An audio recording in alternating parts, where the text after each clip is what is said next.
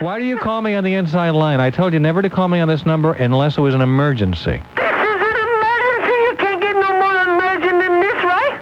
Mr. Colmes, this is darn nuts. You got him tomorrow? What time? Oh, man, this is the best, Mr. Colmes. You're the best. I love you. Will you be able to, Steve? What? Will you be able to hear the entire show tomorrow from 3 o'clock on? I'm gonna, yeah. What time are you working tomorrow, Steve? Colmes. Steve? Mr. Colmes. Steve? Mr. Colmes. Steve? What time are you working tomorrow? What time? It's my birthday. Tomorrow. I got the day off, right? Your birthday's tomorrow. Mine's Saturday. Yeah, I'm born tomorrow, right? No, it's not. It's not your birthday, Steve. What time are you working tomorrow? It's the boss got a holiday. There's no. Steve. Remember the little talk we had about honesty? There's nobody wants their cars washed tomorrow, Mr. Colmes. Steve, what hours are you working tomorrow? I gotta meet these people. Steve, remember the little talk we had about honesty? What time are you working tomorrow? I get off about 2. I get off 2. Steve? How late are you working? I work till at least 3. That's the truth. No, come on. How late? No, that's the truth. And what time can you get to a radio usually? To a radio? I can bring a radio with me. Right? I can do the Walkman thing. Mr. Cole, I could. How late are you working? No, that's the truth. That's the truth. Can I meet these people? Meet them? Can I meet them? I might let you call up while they're here. Mr. Cole, please. This is done nothing. Mr. Cole, I've seen everything they did. I know everything they've done. I love them. Nobody loves them more than me, right? Steve, if you... Should I have him here, Judy? What do you think? Yep. Mr. Cole, please. Steve, are you going to embarrass me in front of No. these people? No. Remember how you embarrassed me with Ava Gabor? I would... No. That wasn't me. I was drunk or something, right? Mr. Cole, wait. Steve? I could be a gentleman. I could sit like a school kid. No, you know what? I can't take that chance because these are two respectable actors. Mr. Cole, I wouldn't do nothing. These are respectable people. They're in the acting profession. I wouldn't do nothing. See, but you couldn't even be quiet. You can't control yourself. It's obvious. Mr. Cole, please, I gotta meet these people in my life, please. This is my 2 idols in the whole wide world. No, Eddie Albert I thought was your idol, Steve. Eddie Albert is your idol. We already had you talk to Eddie Albert. Ava Gabor was your idol. We had you talk to Ava Gabor. No, but this is the last... Arnold Stang. We had you talk to Arnold Stang, right? And who was the one you didn't show up for? No, I don't want to talk about her. She's no... Tammy Grimes, huh? Tammy Grimes, yeah. All right, let's go, but this is the last one. Hey, if you did this with me, I wouldn't even bother you about Mildred Natwick no more, right?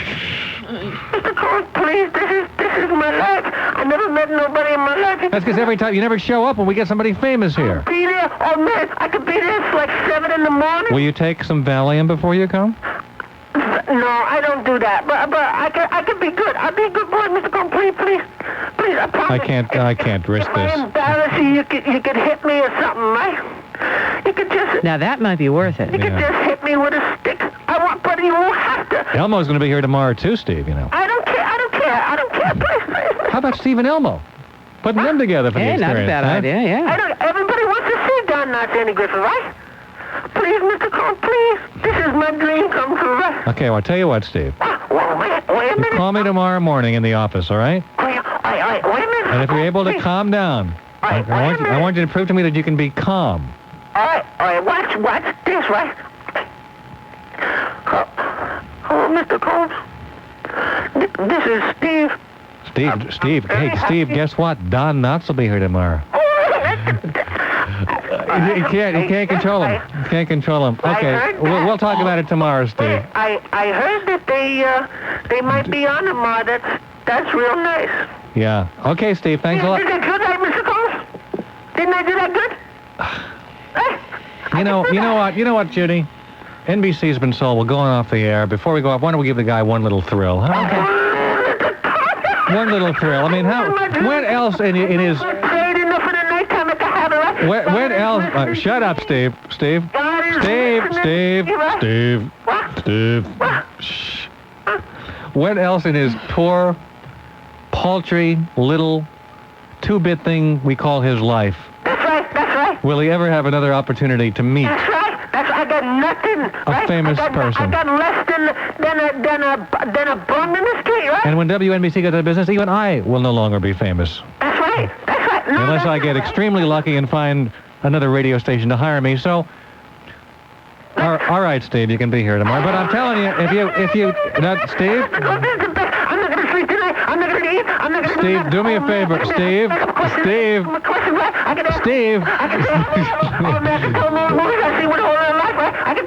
I'm going to change my mind. I'm going to change my. I can change my mind.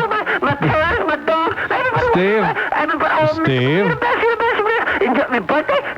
I'm going to tell you one thing, Steve. I'm going to say it only once, and this is the last time. Steve. This is the last time I will say this. If you do not act calm and behave yourself, I will change my mind.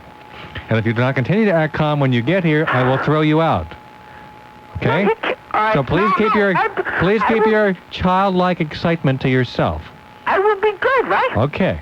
Thank you. We'll see you tomorrow. You're the best, Mr. Colmes. Steve? I said that before, and I mean it again. You're the best. Now, I want you to behave. I want you to behave. I want you to behave. I love you. You're the best. You know, what the heck? You know, why not give a little listener a thrill? We're not going to be here much longer, right? It's very true. Let's go back to our phones. Thank you for the sound of rainfall. WNBC. Hi, Alan. Hello. There's something concerning this Iran thing that I'd like to address. Mm-hmm. People are concerned with outside people funding these other operations, right? We're talking about the people outside the loop of government. But, right. Yeah. Well, meanwhile, I have the Village Voice here, and there's at least 1, 2, 3 ads every week. You see, I read this just to get my blood pressure up. Same reason people listen to me. Walkathons for things in Central America, benefits going to Central America, right. Demanding we stop the war. See, I think they'll have the right to put their money where they want, you know? And women like that... So if our government, if the Congress doesn't pass a law that the president likes, he can then, in collusion with arms dealers and former CIA people and merchants around the world, get a group together to support his causes, even if Congress has outlawed such funds.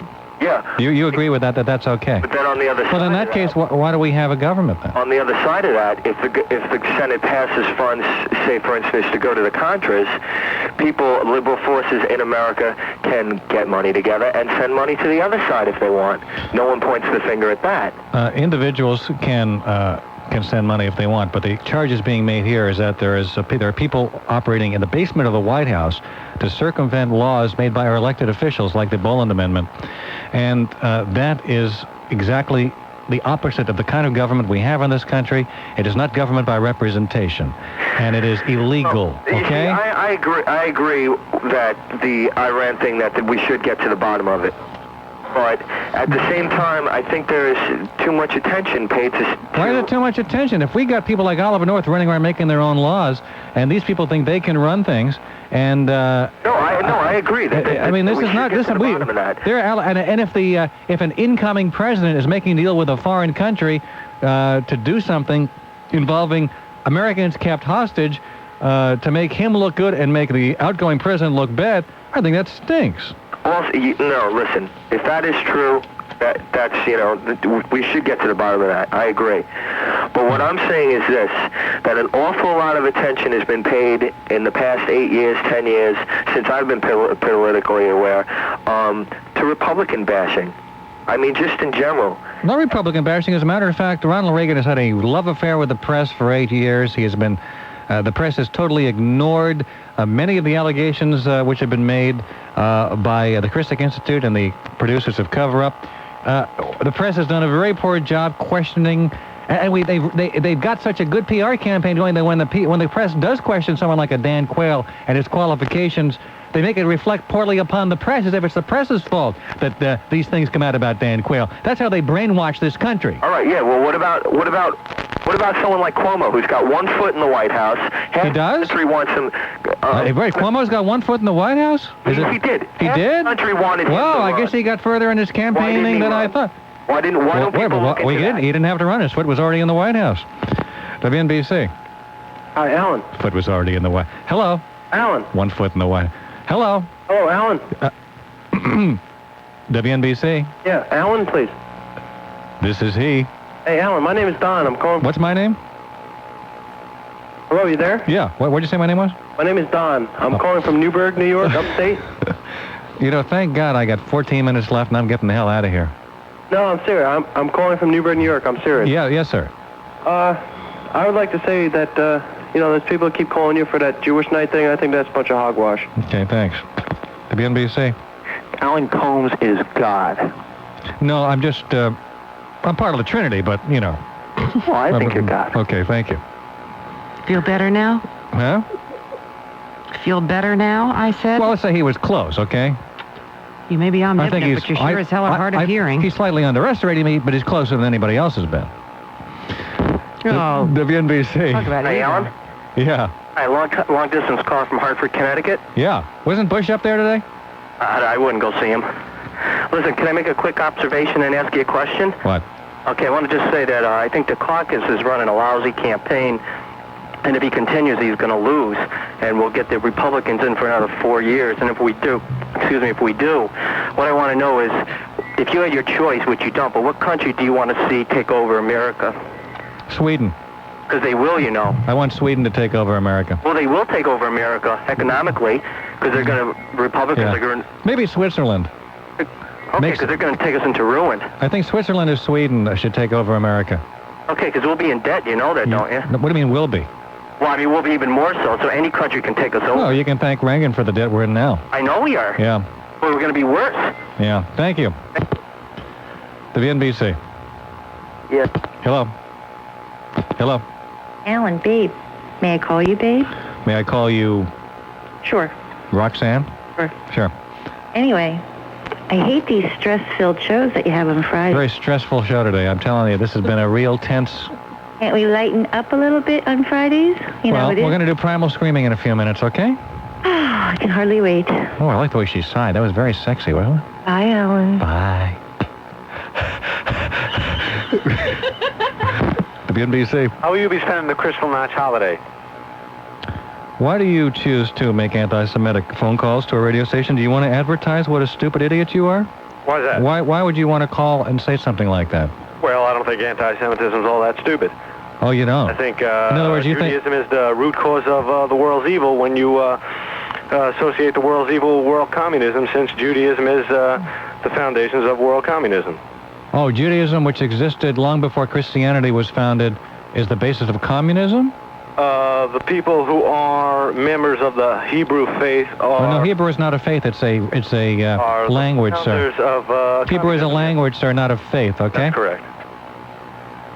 What is your problem? Why are you such a Jew hater? Well, because they're the founders of world communism, and that... No, how do the Jews found communism? What are you talking about? Karl Marx, son of a Jewish rabbi. Lenin was a Jew. Lenin was a Jew. Absolutely correct. And that's why the Soviets have repressed Jewry in the Soviet Union. Don't be fooled by that. Oh, I shouldn't be fooled by that. How are you going to... did you answer my original question, though? No, because you didn't ask one, and I doubt that you know enough I said, how would you be spending the holiday? No, I'm not answering your question because obviously you're trying to bait me. I'm not going to fall for your bait. I'm simply going to inform you that unless you get an education, you're going to have a very hard time coping. Sir, may I tell you something? How does that sound? May I tell you something? Yeah, good. What's your name? What? Pardon me? Paul. What's your name? Paul. Paul, what's your last name? What's my last name? Yeah. Van Pelt. What's your phone number? What do you want my phone number? I want everybody to call you, bother you. Oh, I think most people in your audience would agree with me. Oh, I don't think so. Let's find out. Why don't we find out, huh? Would you like me to give my phone number to you? Yeah, you want to give us your phone Is there number? any legal stipulations, though, concerning this? No. I don't believe you. Go ahead, give your phone number. You're thieving. Huh? You're a thief. Why am I a thief? Because you're Jewish. No. Give your phone number. What does it have to do with my being getting your phone number out? Who's that whining in the background there? Paul, let me tell you something. Carl. Carl, let me tell you something. Paul, give us your phone number. No. No, I would like Okay, Paul's what's your phone number, Carl? I'm not going to give you my phone number. Why Oh, not? come on. Why not? Why should I? What's your last name? No, I already gave that. Carl or Paul or whatever. I enjoy you call it Frank, by the way. I believe he's very Carl, I feel sorry for you. No, his name is Paul. Paul, I feel sorry for you. I hope what is this, some kind of game? His name is Paul. Paul, I feel very sorry for you. I hope you get an education someday. And until then, I really hope you keep to yourself, because your ideas, when expressed, only make you look stupider than you, well, maybe as stupid as you are. And I feel badly for you, and I hope you get an education. Thank you. WNBC. Hello. Hello, it's Alan Colmes? Yeah. Hello. Hello. Hi, Alan. I called up to ask you your advice. What would you do if your boss's wife called her in every day, even though she was sick? If what? All right, my wife, she works at a deli, okay? Okay. And her days off are supposed to be Wednesday and Sunday. Mm-hmm.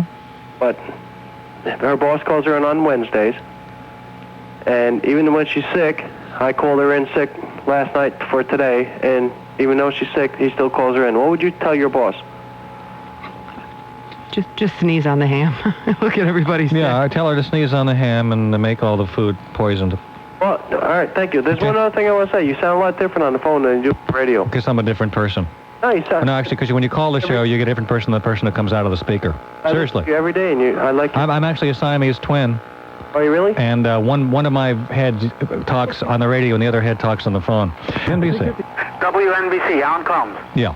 How you doing? I'm a first-time caller, and I want to tell you I love your show. Thank you very much. I really do. Am I on the air? Yes, sir. I am. Okay, terrific. I just want to let you know that I not only like your show, I don't agree with everything you have to say, but I'll defend you to have that right to have it to say. Okay. Thank you, sir. WNBC. Alan, this is John Denver. I'd like to sing a song. Not tonight. I have a headache. WNBC. Hey, Alan. Yeah. Good. You know, I just like to pick up the paper one day and not see Al Shelton's face in it. Well, think of it this way. It's more paper you can use for your dog if it's not house-trained. WNBC. Alan. Hi. How you doing? Good. Alan, ready for Scream? Not yet. WNBC. Hello, darling. This is Lloyd, darling. It's so nice to have you back where you belong. Clear your throat. Yeah. WNBC. I can't tell you. Not yet. WNBC. Premature scream. Hello. WNBC. Yes, Alan, I was wondering if you and Judy would be willing to partake in a mentalist experiment. A mentalist experiment. I can barely hear you. You don't sound very clear. All right. Is this better? He's calling from the other side. What's a mentalist experiment? All right. If you or Judy would either pick up a small object. Okay. All right. And now one of you will be a truth teller. Okay. The other will be a liar. Okay. And I will ask one question, and then from that question I will determine who is holding the object. Okay. All right. Now, this isn't the question, but is the person holding the object? And have you determined who is the truth teller and who will be the liar? Yes. All right. Now I'll ask you the question, Alan. Yeah, go ahead. Does the liar have the object? Yes. Then Judy has the object. Judy does have the object, and so do I. Pardon me? WNBC. Yes, Alan. Yeah. Hi, how you doing? Good. Wow, man, I can't believe I got on. I've been waiting so long. I haven't been listening. I just been listening for a few seconds, and before, I think it was like the 5 o'clock hour. Yeah. We're like heavily into drug talking. You know, you're about for and against it, legalizing. Right. Right. Now, the whole thing is, it's really weird, though, because you say it's going to drop the prices, but the whole thing is with drugs, it's like, if you drop the prices, then people are going to buy more. Like, instead of buying a gram for $100, they're going to buy 2 for $50. And they're going to just do more and hurt themselves more and be addicted faster. You understand? Mm-hmm. So, I don't, so that's not really... It might happen in some cases, but I don't think that'll be the overall direction that drugs would take. Thank you. It's time for Primal Screams. We do it on Friday. Give you a chance to really let out that energy. I don't know. You want to do one, Judy? No, because if I take in a deep enough breath with the way it smells in here right now, I'm not going to primal scream. Hello, go ahead.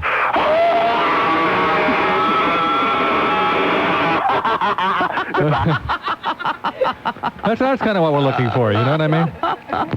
The NBC.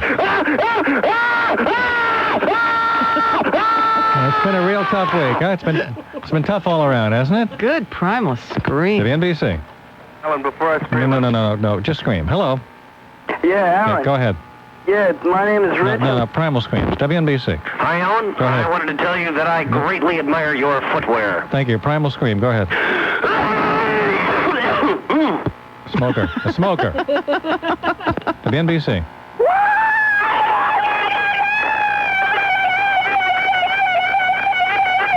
Oxygen. Oxygen.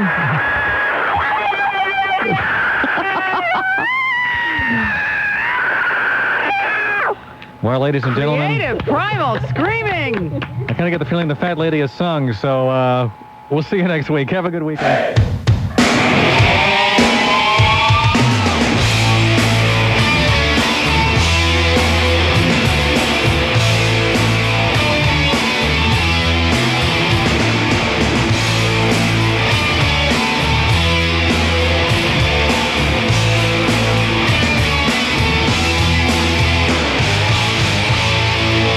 Wild thing, I think you move me. But I wanna know for sure. Every time I kiss you, I taste what other men have for lunch. The only thing that gets you off is to see me in pain, but I think I love you. You make my heart scream. You took everything.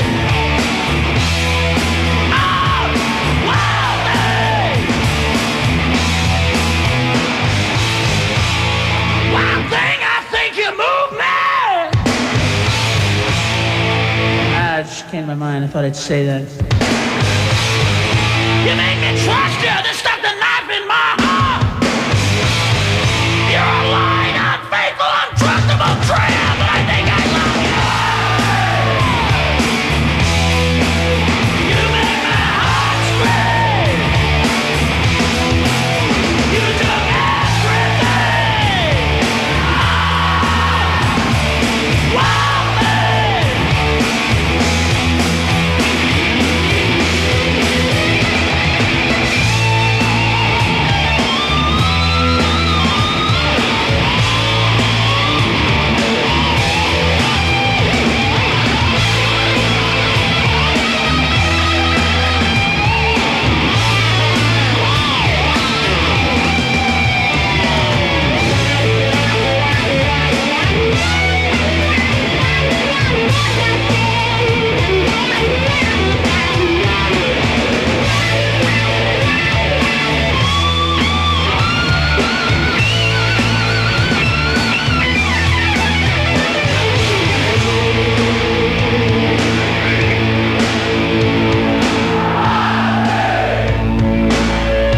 Oh, we all got some kind of wild thing that went through our lives and made it hell. Because everybody's had one, you, me, nobody likes to lose. And you know she's out there laughing at you. I don't care if it was last week or third grade. Someone broke your heart. What was her name? I'll never forgive you. How do you live with yourself? You never loved me. You used me.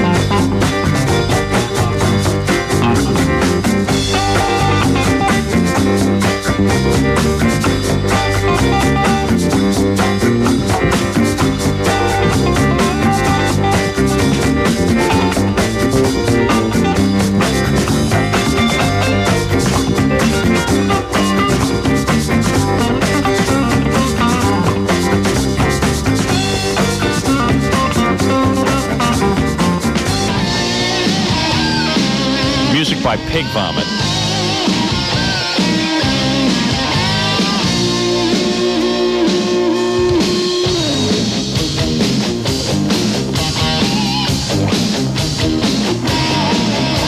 You wouldn't come on my radio show. Some polygram records more told you no. You blew me off like a cold hot breeze. You treated me like from under cheese. You blow, I dug you when you were no one. You blow, now that you're number one. You're treating me like some low-life scum. You're screwing me over. Your only aim on phoning is friendship, a bad name. I hope your career goes down the drain. But phoning is friendship, a bad name. But phoning is friendship, a bad name.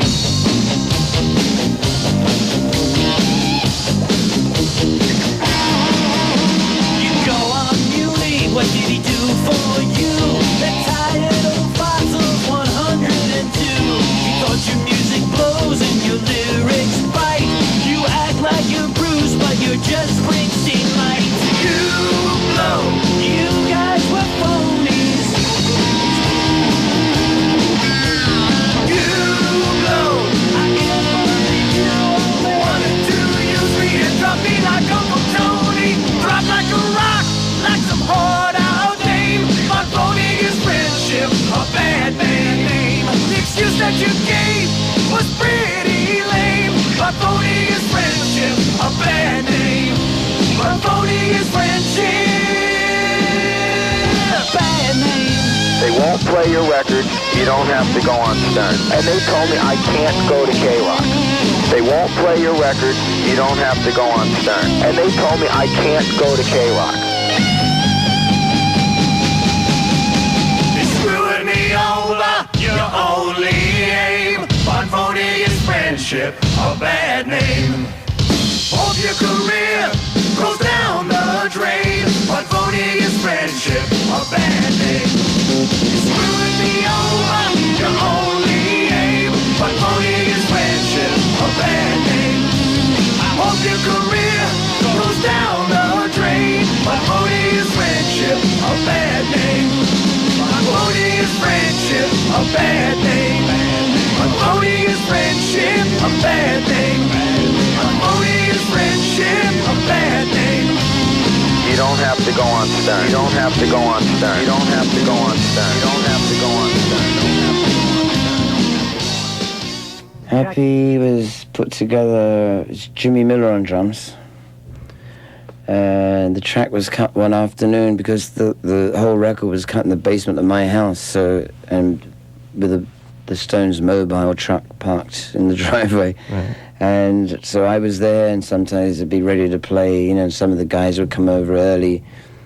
And it was really like a warm-up, just to play, but I had this idea for a song. The basic track was Bobby Keys on baritone, myself on guitar, and Jimmy Miller on drums. We were basically doing the sound check, making sure that everything was being set up for the evening, for the session, but the track just popped out just like that. It was really just because, for a change, people weren't down sort of lying on the beach or down at the local bar in Nice, because Nick was already involved in a solo thing and wasn't there very much. Charlie was going through a weird period, which he does from time to time. But very rarely do all of these things coincide. They never coincided before. So it's Ronnie playing drums. I wrote it on piano, but I loved the changes so much, and I realized that I was getting into another area that I hadn't expected from myself, and to me it was in a way an indication of what could be done on Talk Is Cheap.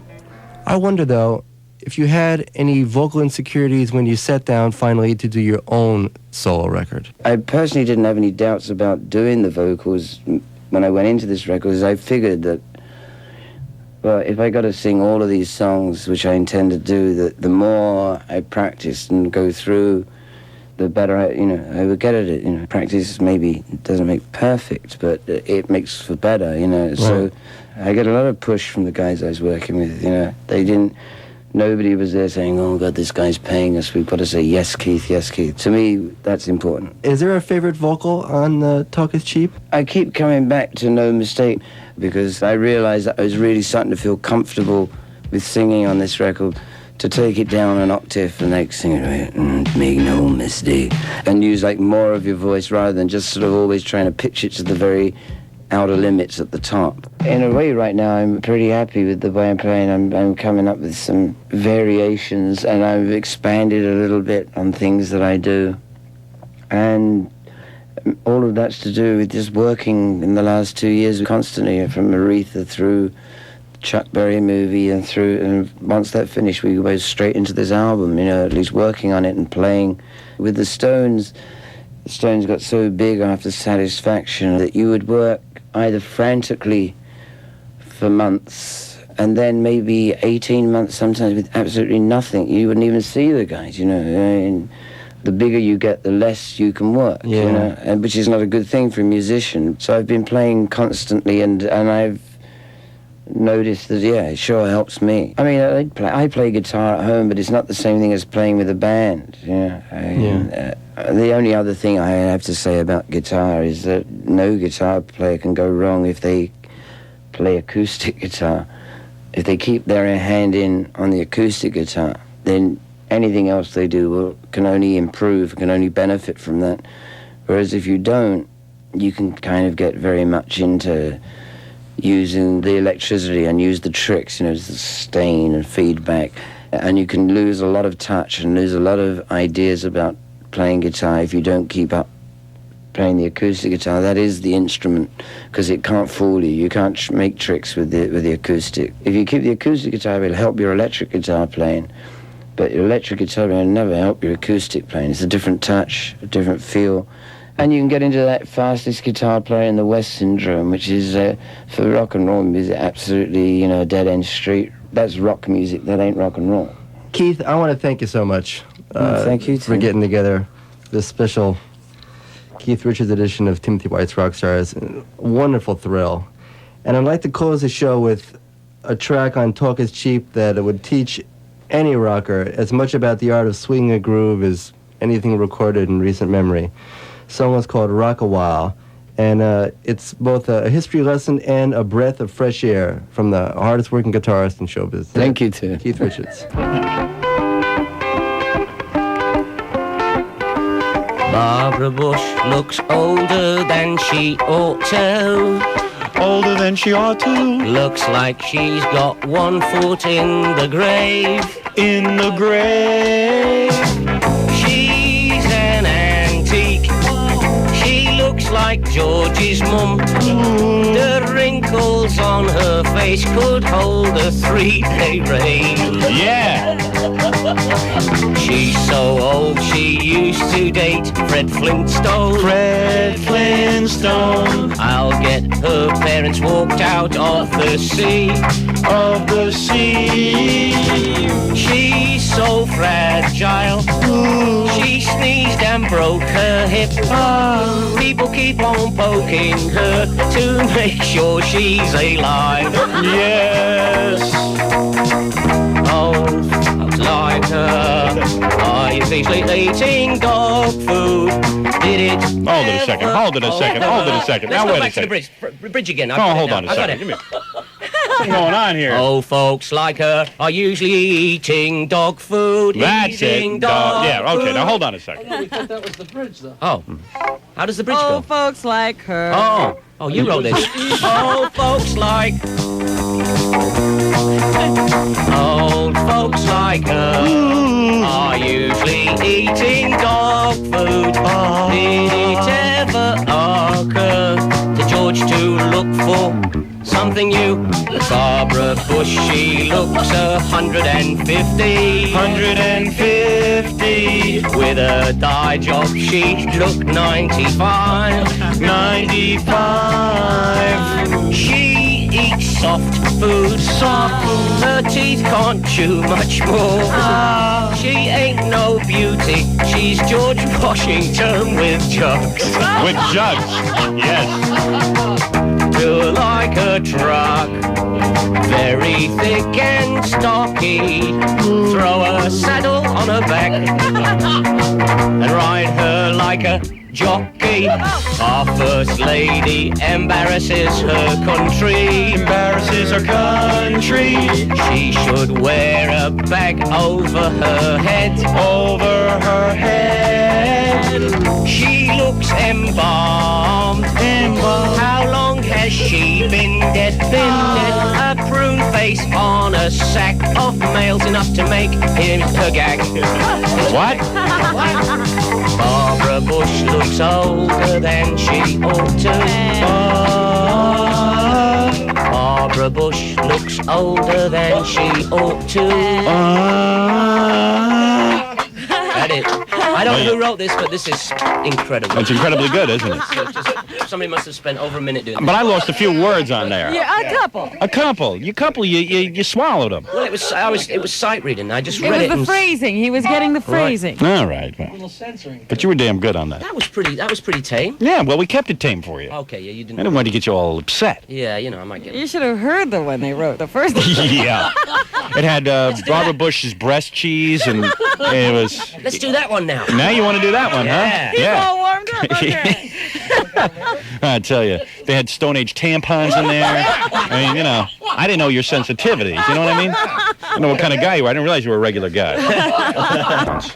Sam Kinison. The fulfillment of the happiness that I began to feel and experience with Sabrina and Malika. I love those girls so much, especially when they lie around in their underwear and watch television with me.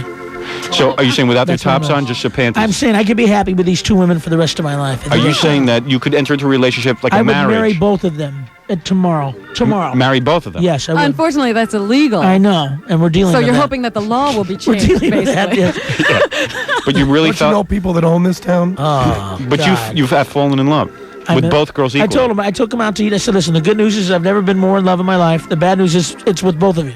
Really? But are you in love That with is how I feel. I love both of them equally. They're my babies. If one of them were to leave, would you love the other less? Or... That I can't fathom that. I can't fathom This is just being math. with just Isn't one. this just math? Yeah, it is. Are you willing to actually be with them the rest of your life? Yes, right now. I'll sign in blood. Where do you want it? Really? Yeah, well, you can sign in blood and then take the paper back the way Howard did with your little movie. That's right. Hey, you better He watch signed those it right in guys. front of you with a I big... got it. I got it under control. I mean, you know. I know. All right, I'll work. I'll have my agent draw I up got to something. move. I got a plan. All Though. right. All right, Chuck, you got a wish? I wish this goddamn accordion player would stop playing that horrible music, my God. Oh, there you go. I never heard anything. Chuck McCann, the great Chuck McCann. I want to thank you for being here. Hey, Howard, I only wish I see you again out in L.A. Yes. And, You and should we have the a- team, we'll man. They'll give you a have a show. wonderful party and Have like a little Rat see Pack each thing. Me, you, Pat. You got it, kid. Jack. And fill in the voting for the Academy. Gaylord, and, Gaylord will come and in. Riley, Gaylord's- and Pat, and You're lucky Gaylord. Sartain wasn't here. Trust me. Now let me go over now to Penn Jillette. My wish is that when Jack Riley does his joke, he gets full credit for it, and no one repeats it right after him and gets Right. laughter and applause. That's Yes, yes. What a nice year it's going What to a be. beautiful sentiment. What a I beautiful think sentiment since of Jack is last, he's Jack gonna get Riley, his of course. wish. I hope now no one jump on it and repeat Okay. it. Jack Riley from the Newhart Show. I wish that Burt Parks would return to the Miss America pageant because I think Gary Collins sucks. All right, there you go. Beautiful. Gary Collins sucks. I wish that Burt would return to the Miss America pageant because the new guy sucks. All right, there you go. Wait a minute. Hey, now, wait a minute. Didn't you say that you weren't going to do that? Hey, I said that Put up first. Your wish, you know, your wish. I was- wish that Emo would grab Judy's hair and use it like the bridle of a horse and ride her into a wall. No, that's You know that's too cruel. Did we get That's three too wishes? cruel. Is that it? Cruel. I think any woman would want that. Hey, Sam, you already took up 3 wishes. I didn't say 3 wishes. true, I'm sorry. What do you really wish for? right. Do you wish for the girls or do you wish for Judy Tenuta? No, I got to go with the girls. He I love did my that babies. whole sincere Alan Alda thing. He's off it now. I love my babies. We went with you on that. Don't keep harping. I'm sorry. So the girls, you think? How long do you think the girls are going to put up for this situation of the 2 of them being your girls? Maybe They they look like pretty it. Maybe they're content. not putting up with it. Maybe they like it. Chuck, Maybe you they're see, don't they human look beings content, making their Chuck? own decisions. they're Maybe it's They're not his content. decision. They're Maybe it's my theirs. They're my babies. They're very Beautiful content. girls. You don't think any competition will well up between them? No, because the 3 of us want the same things out of life. We want to make it and take care of our families, and it's more of that kind of a union and bond. It's like it was like we're 3 runaways making it through life together. So if you make it, they'll take like you'll the take care of castaways, you'll you take know? care of their families. You know something? Right? Been done. Never understood Really? before, but now I do. It's my move. Chuck, have you ever had two Ken women? has another wish. Wait a minute. Uh-oh. I just wish the show would end. Well, on that note, Wonderful time. Chuck, you ever had two women at the same time? Oh, of course. You have had two women. Of course, in show business. Okay, all right. Everybody has but you. Me, I'm the only one. My wife refuses to sleep with anyone. My wish, my wish is that you get to feel two women at one time, and that it may be your wife and her sister. Yes. I still wish the show would end. I wish I had one woman at All one right. time. We got to go. Remember Jackie the Joke Man Martley tonight at Bananas in Fort Lee Holiday Inn. Of course, Sam Kinison tonight at the Nassau Coliseum. Nassau Coliseum, thank you. It's a benefit for Harry Reisner's mother. And Penn Jillette, you can see him in Philadelphia now. He has an extended Until run. February 26th. And, of course, his great Penn and Teller show. Go see it in Philadelphia. You don't want to miss that. And be on the lookout for Judy Tenuta's sense of humor. She's lost it. Be on the lookout. It could be anywhere. I don't know. It's great for Teller to show up today. Hey, too. man. Thanks. You don't know about female problems. You've never experienced That's true. I've never been biologically imbalanced in my entire life. And let's say also, watch Judy Tenuta tonight on HBO. Right. Oh, yeah. Oh, yeah. This is her non-crying performance. Yeah, she won't cry during She'll this. do her snot hair thing. The show today? Yeah, man, that was excellent. Yeah, this was just sort of a free-for-all. Jones and I used to work. There was no gigs, so all we had to do was practice. We worked out the two guitar thing, you know, where you could. One guy would pick it up and cross it over, and it wouldn't matter, you know, nobody would even know, and if they did, they wouldn't give a damn who had picked, you know, how it crossed over and, you know, the lead verse to like flow back into the rhythm, and anybody can do this. If you've got two good guitar players who've got are willing to lose their egos for a little while, anybody can do it. Rolling Stones wrote few songs for themselves. Once again, it was Andrew Loog Oldham who steered them in the right direction. He said, "Get in that kitchen, I'm going to lock the door and come out with a song, because if you don't, what are you going to do? You know, you're going to be at the mercy of every Tim Pan-Alley songwriter for a while, or you can, how many cover versions can you do?" So he locked Mick and I into the kitchen, you know, anything to get out of this goddamn kitchen. And what came out of that kitchen? Yes, tears go by. The Fab Four from Liverpool received MBEs, one of Britain's highest honors. Their London counterparts, the Rolling Stones, received a different kind of government attention, in the form of numerous drug busts. I became a target. My biggest problem was just sort of staying free. Yeah. It didn't matter, you know, whether how much money you were making or big or how great people thought you were. To me, my big problem was like just staying the hell out of that dungeon, you know. The idea that the British government would find a couple of guitar players and a singer a threat to society and decide to lean on them, that's when I realized just how fragile society is. I spent more time shampooing his hair. Then he lost interest in the guitar because he lost faith with me. Brian is a very hung-up guy. You wake up in the morning, you can either say everything's great, or you can say, okay, what's going to be the hang-up today? And Brian was one of those guys. Yeah. But Brian had a lot of color and a lot of those, because then he could walk in the studio and pick up an instrument that he'd never played before, you know, marimbas and Under My Thumb and sitar, painted black. Here's Bill Wyman. At the very beginning, Mick usually meets with people, and Charlie as well, as far as stage designs, curtains, program, things like that. Charlie's very good at that sort of thing, and he works with Mick on that. As things start to get into some sort of sensible arrangement, then you are got in contact with, because you're not usually in the same country for a start, and then you get together, have 2 or 3 times over a period of like 10 days when you're doing something else, like a promotion film or something, in the same town, and you run through all these things, and, well, we don't like those amps anymore, we're not going to use them, we want to use these, you know, and you'll make those sort of decisions. But the basic groundwork is done by Mick and Charlie in particular, especially anything on the artistic side. 1966. In those days, even major studios were limited to 4-track recording. Keith remembers an even earlier technology. In those days, it was 2-track. You know, it was either you got it, you ain't got it. You know, it was either one, there was no decisions to make. You know, it was either yay or nay, you know. I mean, now You link up, you have 30 to 48 tracks. Studios love this. This makes money. They sell time, right? That's what recording studios sell, is time. They'll buy a machine, cost $1 million, because they know they're going to make the money back on it as long as it delays the decision-making process. It doesn't help to make good records. 6 months later, you got to decide which of these 15 guitar solos that you did 6 months ago is the right one. Rock and roll is very immediate music, and to delay any decision on what is right and what is wrong is death. It's done more for people and bringing people together in this world, than anybody's had hot dinners.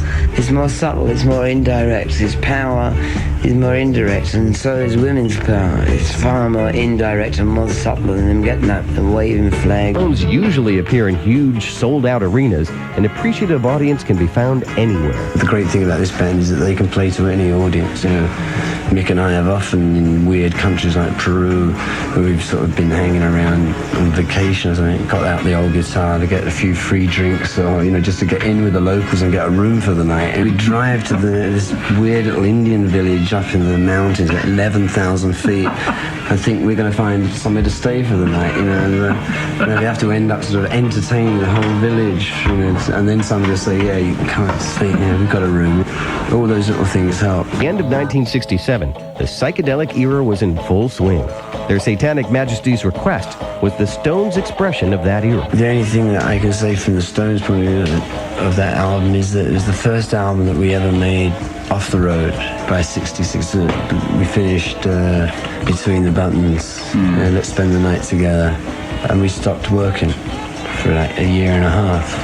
And in that year and a half, we had to make another album, and that was the same, Acid, Busted, so it was like such a fractured business instead of like the way we were used to working. It was a total alien way of working to us at the time, So and it kind of reflects it's a fractured album. People are saying that Keith Richards' new solo album, Talk Is Cheap, sounds like a Stones album without Mick Jagger. I view it as inevitable, really. I know what I put into the Stones, and I can only play that way. To try and avoid sounding like that would be just as phony as trying to overemphasize the Stones aspect of what I do. I wanted to try and at least give a glimpse of other aspects of myself.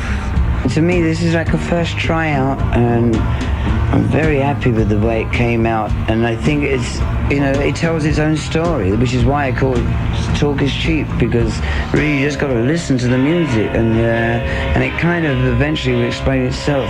You never know what's going to happen. You're at the mercy of the elements every day you do a gig. If there's a crosswind, somebody down in the projects or in some suburb 2 miles down the road gets perfect sound. Nobody in the stadium gets or it's raining, and you stand the chance of being electrocuted. Something that has happened to Keith. All I remember is this, I suddenly felt like a dragon. This sort of sparks and smoke came flying out of my guitar, touched the mic stand, and it was grounded wrong. No electric instruments on Street Fighter, man, except the bass. It's all acoustic guitars. You put an acoustic guitar on a track, and suddenly, from becoming like an inch wide, it's 3 feet wide. It just starts to breathe. Any guitar player worth his salt has got to keep up on the acoustic guitar, because the acoustic guitar will teach you things about the electric guitar. The electric guitar never teach you anything about the acoustic guitar. To me, rock and roll. But there's planes that take off and there's planes that don't, the idea of heavy, trundling down a runway, like the Grey Goose. In England we had one called the Brabazon, like 1 million engines on it, but just could never get off the ground. To me, I like alloy, I like something that's lighter than air, I like something that takes off and bounces around and can maneuver. I like some dynamics. And the idea of it just thundering away, that's rock, that ain't rock and roll. I'm more interested in the roll than I am in the rock. I met a gents of ballroom queen in Memphis. She tried to take me upstairs for a ride.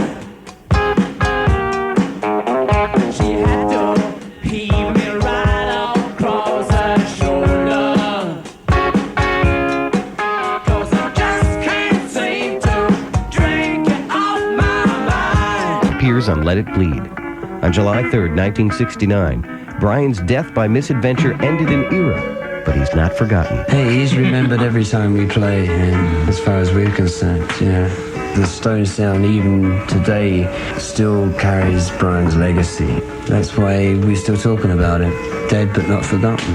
All you can do is pass it on, hand it on, In the long run, doesn't matter how many you sold it is or how many people came to see you here. All a musician does in the long run is if it's any good, that you passed on a little bit and somebody else picks it up. 2 days after Brian's death, the Rolling Stones played a free concert in London's Hyde Park. Mick Taylor played with the band that day and stayed on for 5 years. Here's Keith Richards. Very different to playing with Brian Jones, but the guy's such a good player.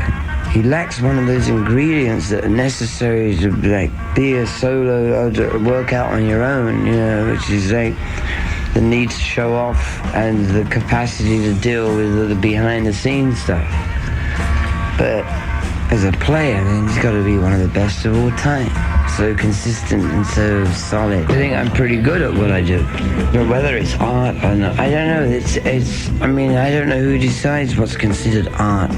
Music's been around for thousands of years, since guys used to knock bones against rock, and just to give each other messages, and it's gone into a whole new thing in the last 100 years. Imagine if Beethoven or Mozart could have instant playback,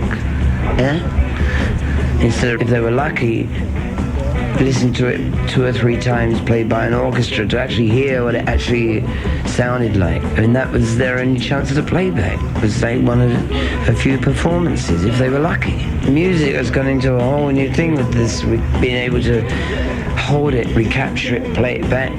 100 years might sound a long time if you're 15 or 16 years old, but it ain't that long when you consider the length of time that music's been around. It's a gnat's piss. Exile Major, I think it was the Stones. The reason it was cut in France was that we had to move out of England. It was either pay up all this bread and break ourselves. In other words, they couldn't bust us. They failed to bust us and put us in jail.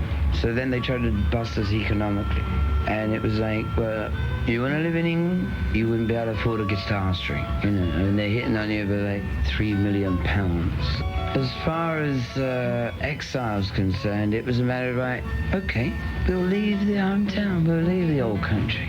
Yeah, screw it. We'll keep our band together and leave home. And so we went to the south of France and we recorded and said we're going to make a great record. I'm still experimenting with it. I think that in actual fact it might help my playing, because I can make it fit a little bit more the vocal than just it's not so divorced. I think I might be able to get it a little tighter, a little bit even more rhythmic than normal. Because I know I can sometimes have to stop playing to sing a certain phrase, which was, where you're playing cross rhythms and stuff, and I found out certain things already that's, I should have done that on Tumbling Dice. I've never felt that I've written, created a song in my life. Songs are like laser beams. They're flying through this room right now. You give me an instrument and I'll find you one. Like an antenna. You're a receiver.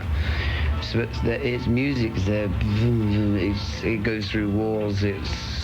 No barriers can stop it. The songs are just hanging in the air. Exile eventually gets held up as one of the classics, but when it came out, if you read the reviews, you wouldn't think so, it's just too much to take in at one time for anybody to be able to, it's just too confusing, But that record, it's worth its weight in gold, that one, And in a way, it was us saying, screw you to England, or at least to the authorities, we can do it anywhere.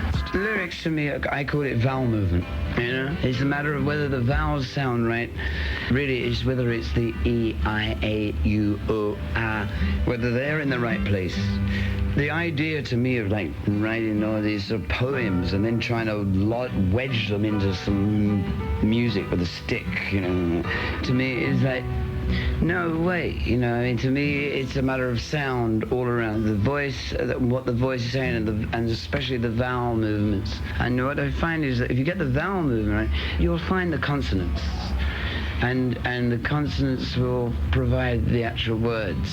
The band, you know, as craftsmen and as workmen, took a lot of pride in, like, Mick never had to worry about anything. He could be half a mile down a football stadium and never have to look over his shoulder and wonder if the band's going to collapse and fall to bits, you know. I mean, at the same time, you have to realize what a hard job it is to be a lead singer, especially if you don't play an instrument. It's one thing to be a vocalist instrument, you know, where you are part of the band at the same time. Another thing just to be a lead singer when you're out there absolutely naked and you almost need this sort of feeling of semi-divinity that comes off of the audience. You know, it's a very tough job. You're out there naked, you've got nothing to protect yourself with, only this thing behind you called a band. You know, and that's what's covering your ass. If it was just down to like musical talent, I know guitar players, if they could face the audience and say, forget it, we'd all have to kiss it off. They're so good. Yeah, but they can't deal with that. The idea, you know, petrifies them, and they can't play any good in front of an audience. You know, they just dry up. You know, they don't have enough of the show off in them. Yeah, you've got to have a bit of that to do this game. You know, you've got to be able to deal with all of this shit behind the scenes. You got to know who's a schmuck and who ain't a schmuck in this business. You know, and if somebody is a schmuck, but can he still handle it? There's so many ingredients going to making up a person that can deal with this business. Guitar arrangements have always been a key to the Stones' sound. Brian Jones' death brought Mick Taylor into the pack. When Mick left, the guitar void had to be filled again. I never asked Mick Taylor why he left the band. I say, why did you choose then? You know, we were just about to make a new record and you cut out. So we were left looking, you know, having to make a new record and look for a new guitar player at the same time. You know, and Ronnie turned up right at the end. And Ronnie would have been a choice right from the beginning, but the time that we started, when we started making that record, Ronnie was still firmly entrenched with the Faces. Ronnie Wood has been in this band as long as Brian Jones and Mick Taylor put together. And he's still considered a new boy. This is where the punk thing failed. Where are you now, Sid? And Johnny Lydon. Because it's easy to sort of sneer at people, but you've got to have something to back it up. You've got to have the music to back it up. These guys are pretending to be the Stones. After Exile on Main Street, the deterioration in the Stones records and material for a while was more to do with the geographical fact that we were...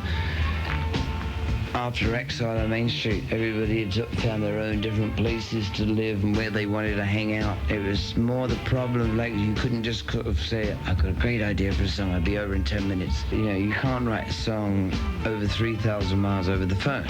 So it went a little downhill for a bit, but I mean, the one function that the punk thing did is kick us up the ass. We'll provide the one thing they ain't got, the music, hence some goes. Though he never wanted to go solo, Keith Richards has been unleashed. I knew that once I get involved in my own stuff, that I would be into it so much that I wouldn't notice much about what else was going on around me. You know, I mean, there's no way I'm going back into that Stones bubble. Before this, totally unnecessary now, because I mean, it's 2-3 years down the road, and I've found that I can operate on my own. Maybe a little bit of the rest of them seeing me disappearing over the horizon because they knew that this record was popping and happening, and I was very happy with this band, and they said, "We better get him back now, man. He's disappearing, you know, over the horizon." But I've always said, you know, let me out of the cage, guys, and you're gonna have a hell of a job getting me back in. Here's Bill. I had 2 photo sessions. I had at least 2 interviews, one for about half an hour and one for about 20 minutes. I looked in the 8-page or 10-page spread and there's not a photo of me in it. There's no mention of me on the article. I am not in the Rolling Stones. If I read a 4-page write-up in the New York Times about the Madison Square Garden show, you can bet your life that for 4 pages I won't see my name mentioned, although they'll mention the sax player who's standing because he's different, you know, the keyboards, they'll mention the lights and the sound, the kids and that, but it's very, very rare that Bill Wyman or Charlie Watts' name is mentioned in a 3 or 4 page review. Here's Keith. Stones have always been very close to the edge money-wise. He never charged a lot for tickets. He never looked to make a lot of bread. The whole idea of sponsorship was so that you keep the ticket prices down. Now people use sponsorship and keep the ticket prices up and take the sponsorship money. It's perverted already. That idea has gone really down the drain. Bill Wyman. The expense is astronomical. It wasn't in 1969 and 65 and 72, but it is now. I mean, it does cost millions and millions of dollars to do a tour. And if someone wants to throw in a bit of money in the kitty, just have their name on a ticket, it doesn't seem to be too bad. I don't mind tension, even sometimes when it's a bad feeling involved with it. Sometimes you can use that too. It's all part of life, and you don't need it all the time, but you can sometimes use an argument to make a good record. And you just use that fire that's up inside, you flare somebody up and you'll get something out of them that you wouldn't if they were sort of feeling, oh man, everything's great, and you want that extra bit of bite out of it. And sometimes that'd nag me, just to get his tail up, to get a good take. Start Me Up had been in the can for 6 years before it came out, and it was the one rock and roll version that we did. We had 45 reggae takes of it. We were convinced it could only be done that way, and then we threw away a rock and roll version, one take. Suddenly there it was. Sometimes you're so close to things you can't see them. Tattoo You was cut all out of the can. It was just taken over the can. All you do is remix it and enhance it, and finish it off. If it's a well-recorded track, there's no reason. I mean, you can add things to it, and you can remix it, you can finish. I mean, some of them are just tracks, they're not even songs. You say, well, there's a song there somewhere, it's a great track. It's Waiting on a Friend, it's never finished. That was like the oldest track. Tops on Tattoo You was also 72. The newest track on Tattoo You was at least 3 years old. And the oldest one was 9 years old. The funniest thing is to read the reviews for that and say, the freshest album in years. They really put it together and really worked hard. What I found, we started to do on 78 and that last tour, was if you do put a few small theatres and clubs in occasionally, you can enjoy and put on a much better show on the big gigs, because instead of getting locked into this one sort of automatic sort of pilot that you just do the same thing every night, using the small ones helps everything, because it keeps everybody on their toes. Mick Jagger. The only thing about clubs is that you can't really do much of a show. I mean, there's nowhere to sort of even. I mean, that's really exaggeratedly. You can't do anything. You're just stuck there, and if you move, you're off the stage or into the drum kit. I mean, I really what I'd like to do is do like 1,000-seat little theatres like they have in most big towns. I mean, compared to a stadium, it can be really fun. I just want to do some good sounding rooms, some theatres. As long as it makes enough bread to pay the guys in the band and the guys that are working for me, I don't particularly want a penny from it. I'm not interested in making money from it. I figure it's an investment. If you ask me for an example, the Apollo. I happen to think that it's one of the best sounding theatres in the country, and with one of the best audiences in the country, and also the most civilized theatre, and it still has a bar inside. You can have a drink and watch the act and go back to your seat. It's like, to me, it's so civilized, as opposed to like football stadiums.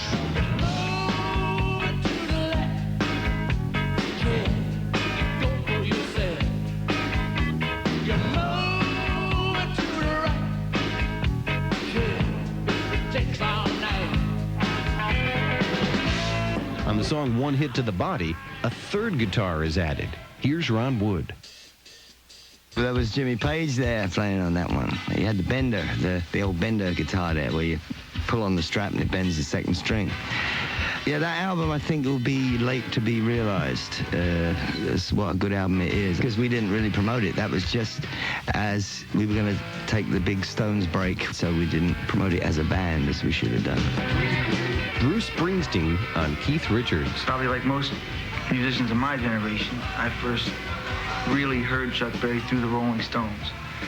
think I learned my first Chuck Berry lead from Keith Richards, probably. Keith Richards immortalized his inspiration Chuck Berry in the film Hail, Hail, Rock and Roll. Has very, very little idea of what he actually started and how much inspiration he gave to people. I don't think he has any idea. Here's Ron Wood. Keith never really wanted to do a solo album, but he was kind of forced into it during the Rift period, and since he decided to do it, he says, okay, everyone's going to have to wait for me now. Keith's new album has allowed him to take chances vocally. The thing with the Stones is you get 1 or 2 tracks to do. You don't really get that much time to experiment, and with 1 or 2 tracks you don't get that constant practice that you need, but making a whole album you do. I knew when I had it nailed, as far as I was concerned anyway, when they got the balls to sort of sing low, like, I made no mistake, which is something I would never have dared to do before, you get a certain confidence going. No, it was a kick-off point. I'd run out of subject matter at the time, but I loved the chord sequence, I loved the beat and the track and everything, but I couldn't think. I dried up at that point, because I'd written about 40 songs by then, and Steve and I look at each other a lot, he's got this eye on him, and he said, well, when you're in doubt, write about Mick. So, in a way, it was the trigger for it, but really, I tried to expand it beyond that. It's really a feeling that anybody that's, you've got a friend you can't get through to, or a sense of frustration. It's really about that. Mental midget, the piano's been drinking, the piano's been drinking, not me, not me. Not me. The stars in your eyes set my soul on fire. Your voice is like an angel. The touch of your hand drives me insane. But baby, I want to be loved. I'm crazy about every little thing you do. I cherish the way you hug me. Your kiss so sweet, honey, can't be beat. But baby, I want to be loved. Every time I ask you for a date, you don't come at all on mighty late. I ask you to dance, take a little spin. You say, wait a minute, daddy, come on, friend.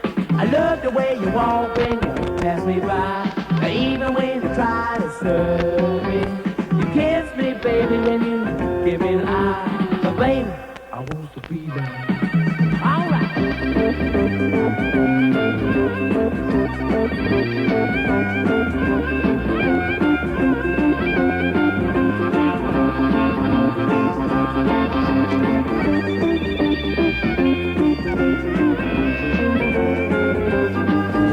Every time I ask you for a date, you don't come at all on mighty late. I ask you to dance, take a little spin. You say, wait a minute, daddy, come on, friend. I love the way you walk when you pass me by. Even when you try to snub me, you kiss me, baby, when you give me an eye. But baby, I want to be loved. Why has it been 6 years since you did yours? Well, I don't really know. We last time we toured Europe, we didn't enjoy it very much. We kind of thought, well, touring, we've done a lot of touring. And we kind of quit touring for a while, and we did a short tour of America in 1978, and we didn't tour again for 3 years.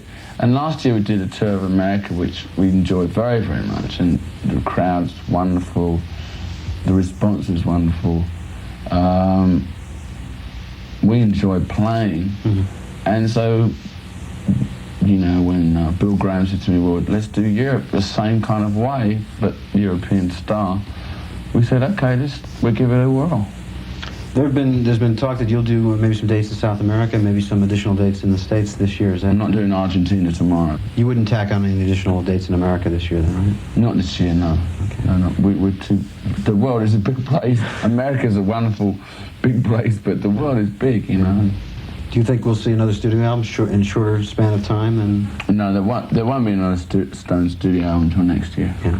Well, because if we're going to tour Australia, Japan, that will be this fall, and we can't go into the studio until January. So Keith says you're going in right after the tour. Well, Keith says things, you know, and I say things, and sometimes we bull. Yeah, well, Keith might be going in straight after the tour, but, you know, we want to, you know, we take 3-4 months to, you know, we could go in and cut some things right after the tour. Your videos, how involved are you in the production of those? Well, we're totally involved. Yeah. I mean, you know, some of them are good, some of them aren't. We just did one for the live album, Going to a Go-Go. What is your opinion of the new album, Still Life? My observations are, and it is our first live album that was recorded by the same guy, and we mixed it with the same guy. And so it's really the first live album that has the same people doing it throughout, you know, from the beginning. And it makes a lot of difference, or it did to us, in that the sound was a lot more consistent. You didn't have to fiddle around and sort of try and make one song pretend like it was recorded in another place. And there weren't too many cooks either, you know? More like an empty kitchen, in fact. It's usually cold meat. A smorgasbord of sounds. What is your best performance with the Stones and your best ever? Get some snips for tonight. It's going to be the best ever. Why not? Okay. I feel like playing. Otherwise, I'm going to fall asleep. Are there any memorable events from the American tour that stand out? Oh, many, yeah. I think the most memorable one was the one that they didn't shoot any film footage of, which was probably the biggest mistake. And that was in Dallas, the only open-air show where we had torrential rain throughout the whole set. And there was 60-odd thousand kids out there getting drenched to the skin. And Mick said, I think we're going to all get very wet today, you know, and then he proceeded to walk out there and get wet with them, and then the three guitar players, myself, Keith and Woody, without any kind of arrangement or design, kind of just strolled out there as well, and we stood out in the torrential rain for about an hour and a half. We got wet with the kids, and they really dug that. It was really great, and you walking about, I mean, we were drenched. But you can do that with, like, radio mics. But I bet Rod Stewart wouldn't have. Tell me about the Still Life album that just came out, the live one. Are you happy with the way it came out? Yeah, I think it's the best live album we've done, sound-wise. Absolutely. It's very nicely mixed. It's got some different things on it. It's not just old hits and things. I think it's good. It's got a great cover. I think it's the best live thing we've done. Okay, goodbye. Thank you very much. Seriously, if you could have a Dean Martin Christmas special, would you like to have the Rolling Stones? No, thank you. No, I pass. Yeah. Okay. Is there anything you'd like to say to the fans in America now that the tour's over? Probably see you next year. Really? I hope so. Hope so. Okay. Thank you. Good night. It was just a basic question. Well, when do you think they will end, you know? And I kind of said, being foolish, well, 20th anniversary seems a good time. That's December 82. And the next day I read in the papers that I'd left the band. Not that the band was possibly going to, it got really silly. We'll be playing as long as you'll be buying the tickets and buying the records and enjoying the music.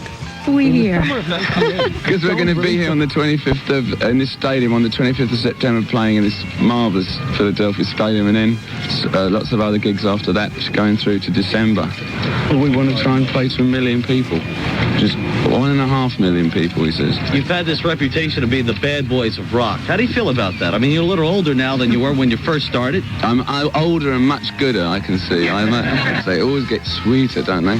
So, you know, like your grandfather was sweet. Probably. With the Beatles and the Stones, they couldn't understand how some little club groups suddenly grabbed the imagination of the world, foxed them entirely. Pleasure to be here. After 25 years with the Rolling Stones, you've begun a new career with the solo Talk Is Cheap album and tour. And the question I'm wondering about out of the box is, why hadn't you done a solo album earlier? To me, the idea of planning and making a solo record while you're with a band like the Stones is I couldn't imagine any reason on earth to put myself in a situation, if I wrote a song, that I would have to be like Solomon with the baby, you know, and cut it in and say, should I keep this? Should I put this one in the Stones' pocket? Or should I keep it for myself? Why rip yourself apart? Even when the Stones decided not to work after Dirty Work, I still had no plans to make a solo record until around the time that I was doing the Hail, Hail, Rock and Roll thing when I The Chuck Berry realized, movie. yeah. And Steve and I had been working for about a year together by then, and realized that we had something going. And also, I was finding musicians who most of them I've known for years that wanted to do it, and I was finding a nucleus of a band again. Another band that, and to me that's essential. The whole joy of making rock and roll music is the interaction between guys playing, and trying to capture that on tape. Steve Jordan had been the drummer on the Jumpin' Jack Flash session that you produced with Aretha Franklin. Mm-hmm. And that was up in Detroit. Yeah.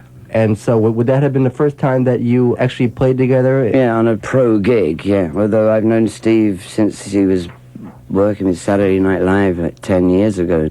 Slowly over those years, we kept bumping into each other more and more, and it was one of those things you don't realize that's going down at the time. When Ronnie used to live here, Ronnie Wood, up until a couple of years ago, he had a little studio, and Ronnie, as I call him, is the holy host. Come on over, play. Right. And so a lot of the time there would just be jam sessions down in Ronnie's little studio, and that's where Steve and I started to really play together.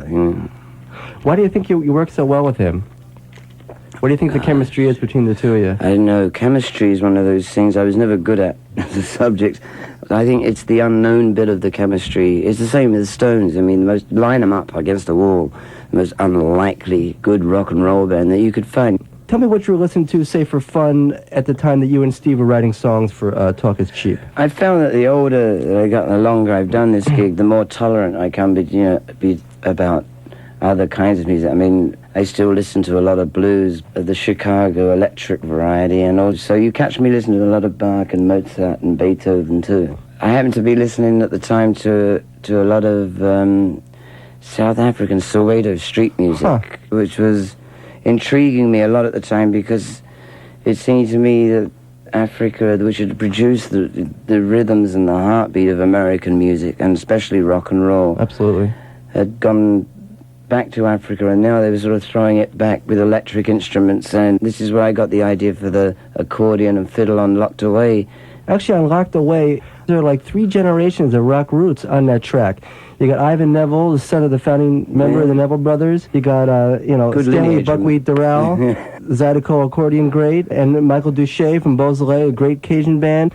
I knew that Locked Away needed some more color on it. I don't know, sometimes you dream it. I guess the fact that I had been listening to Buckwheat's record and the South African music was, and it suddenly just clicked, and once the idea hits you, you say, why didn't I think of this months ago? Yeah, true. I've written about 30-odd songs, 30 to 40 songs, and I just looked to see, and I said, I can't find anything to continue. I can't find something to hook onto it, to sort of write about, subject matter or whatever. And Steve looked at me with this big, write him down, write about Mick, because he knows that I'll make juices flow in me, which really means it's not actually about Mick, but it's a kick-off point. It's about anybody in that position, and you have a friend and you feel you can't get through, and and you're trying to sort of let them know. The time that the Stones started off in England, rock and roll had sort of degenerated, and it kind of meant Fabian, Frankie Avalon. By 59, what did you have? Elvis was in the army, Buddy had taken the dive, Jerry Lee Lewis was disgraced, Little Richard had gone back to the church. Hence, we stressed the rhythm and blues end of it, and went in through the jazz club entrance of playing, which is a lot smaller, but at least you have more choices of what you want to do. Now, those early jazz clubs like the Roundhouse and the Rhythm and Blues Club in Ealing, and was the Marquee Club, the original one on Oxford Street? Yeah, and the Crawdaddy, Richmond, all those. The Crawdaddy Club, you guys used to play on Sunday nights, right? Mm-hmm. Well, what would a Sunday night at the Crawdaddy Club be like? Say, at the point when they moved from the Station Hotel to like the Richmond Athletic Club, I think. God, you know a lot about West London, man.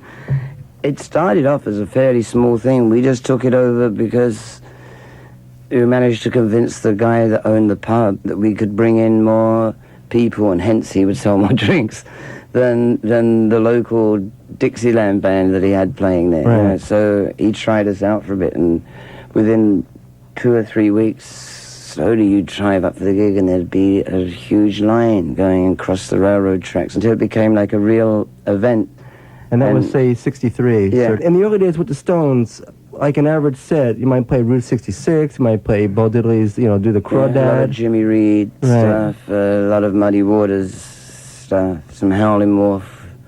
We were kids, 18, 19, and we were like missionaries. We weren't out to sort of promote the Rolling Stones. We were out to promote this music that never got heard very much. The name of the Rolling Stones, for people who don't know, it came from the old Muddy Waters 1950-51 hit Rolling Stone. Rolling Stone came from an old song called Catfish Blues by Tommy McLennan and Robert Petway. Yeah, and I wonder where they got it from. I know. Yeah, I'm sure it was handed on somewhere down the Delta. Yeah. Somewhere there's only really one song in the whole world, and probably Adam and Eve hummed it to each other. And everything else is a variation on it in one form or another, Well, you had some blues-oriented dreams come true back then, because you guys got the chance to record at Chicago's Chess Studios. Oh, yeah, there's a lot of stuff. It's a little fortunate. In fact, Muddy Waters was actually painting the studio. There's this guy on top of a ladder in a white suit. Anybody that wasn't selling records would have to make themselves useful. So, meet Muddy Waters. He's standing on a step ladder painting the ceiling. Unbelievable. Yeah. And we're all toppling over, What is it, a hobby? Unbelievable. Yeah, and we were recording in the same studio. And you start to realize how tough that business can be, that was, that's education time. Here's one of your gods painting the ceiling, and you're making a record, and making a record of some of his songs not from black people. Mainly, I think, the first tour or two we did of the South, they were more hung up about our gender than they were about whether we were playing black music or not. We offended white Southerners in those days because of the hair. I mean, once we were arrested for topless bathing. Where? Outside of Savannah, Georgia. Some people are driven by and swore that there were a load of chicks sleeping in and out of the pool with just a pair of drawers on. And the cops drove up, zooming up to bust these chicks, and of course the closer they got, the more stupid they must have, what do you mean? It's a real, rough version. It's just for fun. Now, you cut it with Charlie Watts, Ronnie Wood. Who else was on that session? Ian Stewart. It's really just an outtake on a Stone session, and I thought it was written by Chuck Berry, but Chuck said somebody sent it into him. Because if I'm not mistaken, on the record it just says Richard. Maybe because I couldn't find who wrote it. We couldn't find anybody that claimed it. So, I mean, the management go, right, well, no, we can't find the sucker. Claim it for yourself. If he crops up out of the wood, then we'll transfer it. So the lyrics were probably your best memory anyhow, of when last you heard it or something? Or? Yeah. Run, run, Rudolph, they gotta make it through time. Sammy's in a hurry, telling he can take the freeway down. And away went Rudolph, reading like a merry-go-round. Said Santa to a girl child, what it please you most to get?